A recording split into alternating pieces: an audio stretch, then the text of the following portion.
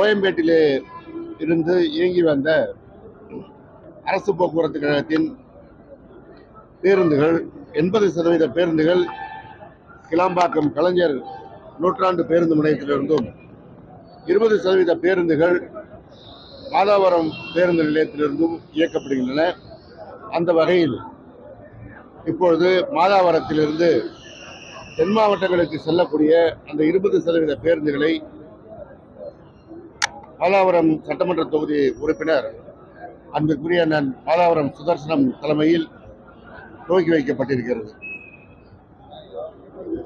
இந்த வடசென்னை பகுதியை சேர்ந்த மக்கள் தென் மாவட்டங்களுக்கு செல்வதற்கு சிரமப்படுகிறோம் என்கின்ற கருத்தை தொடர்ந்து எடுத்து வைத்து வந்த நிலையில் மாண்புமிகு முதல்வர் அவர்கள் மாதாவரம் பேருந்து நிலையத்திலிருந்து இந்த பேருந்துகளை இயக்குவதற்கு உத்தரவிட்டிருக்கிறார்கள்.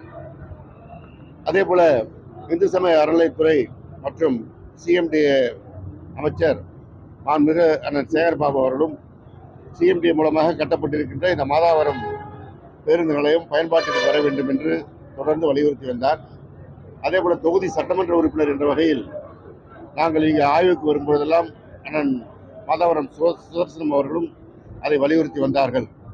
அந்த அடிப்படையில் இன்றைக்கு இங்கிருந்து இந்த பேருந்துகள் கீழ்கண்ட வழித்தடங்களில் இயக்கப்படுகின்றன.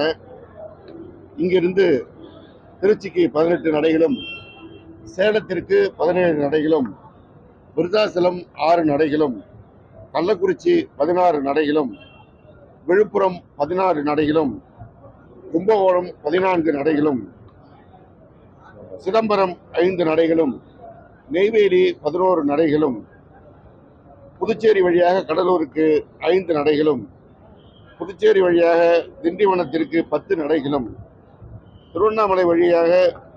திருவண்ணாமலை செஞ்சி வழியாக 22 நடைகளும், போலூர் வந்தவாசிக்கு 20 நடைகளும் என 160 நடைகள் இயக்கப்பட இருக்கின்றன.